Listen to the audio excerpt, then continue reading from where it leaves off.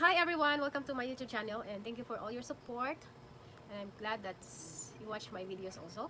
For tonight videos is I'm going to show you what usually I've been using cream product kasi talagang legit ito at matagal ko na ginagamit sa aking face. So ngayon, ito, di ba, mag-video ako, walang filter at hindi ko rin inedit na mga light na edit na yan. So yan, normally ganyan yung mukha ko, di ba?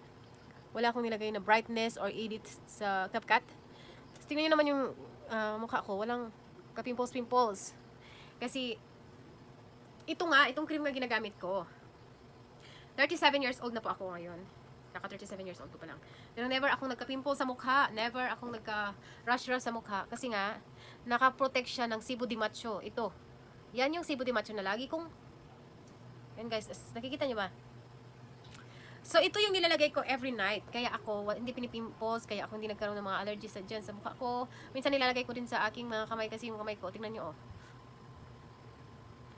Parang, ano siya, rough. Kasi nga, alam niyo ma, pag nagbilad ka sa araw, especially sa beach, is masisira yung skin mo, masisira yung, ano ba, yung, ano ba yung tinatawag nila, feminine skin?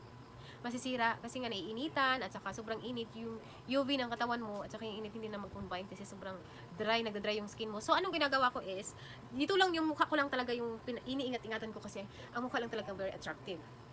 Dapat mas magandang walang pimples kasi fresh tignan at malinis tignan. So gumamit kayo ng Cebu de Macho. Alam niyo mabibilin lang to ng 60 pesos sa Mercury or sa Watson. Oh, tingnan niyo yung sa loob niya. Tapos magagamit din ninyo ito sa mga kate-kate, sa dry skin, especially yung nagka-crack-crack, yung mga paa ninyo, nagka-crack-crack na, kasi nga sa sobrang tubig, minsan allergic kayo sa tubig, naghugas kayo ng pinggan, naglaba kayo, at makati yung mga kamay nyo, mga ani-ani, dyan. Cebu de Macho lang yung katapat, Cebu de Macho lang ang dapat nyong gamitin sa inyong skin. Nakakatulong talaga siya ng pampalambot ng skin. Minsan nilalagay ko din siya sa aking mga paa. Yung alam yung mga yung sa paa na minsan is nagka-crack na yung skin kasi sobrang nga talagang init dun sa beach. Tulad ako, mahilig ako sa beach. Kaya ang suggest ko sa inyo guys is huwag na kayong bumili ng mamahalin ng mga cream, huwag na kayong bumili ng mga mamahalin ng mga product. Cebu de Macho is the best. Makakabili ka rin sa Gaisano Mall ng 21 pesos, maliit lang siya, white. Pero ako, yung bet ko is yung white color. Itong blue is nalagay ko siya sa aking balat. Nalagay ko sa aking skin, sa paa. Maubos ko lang to ng 1 week, bibili na naman ako. Mura lang naman, 50 pesos, diba? $1. Pero alam niyo ba, guys, worth it talaga. Kaya, kung gusto niyo pumuti yung mga pimples ninyo, yung mag-stop na yung kati-kati niyo sa inyong katawan, gumamit lang kayo ng Cebu de Macho. Alam niyo bang nakaputi din to ng mga kamay? Nakaputi ng kamay, nakaputi ng mga balat, sa singit-singit. Huwag niyo ako tanungin kung ano nilalagay ko sa singit kasi yung singit ko is para pa rin 18 years old.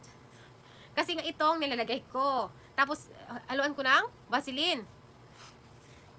Kaya ako wala akong, yung igot ko, ano tawag yung igot yung dito sa puwetan ko is maputi, makinis pa rin yan. Walang itim, walang dark skin nga.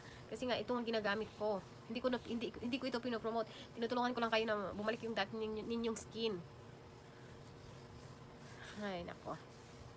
Kaya ano ba, kahit maitim ka, at hindi maitim yung igot-igot mo yan, yung puwet mo, is maglagay ka ng Cebu de Macho.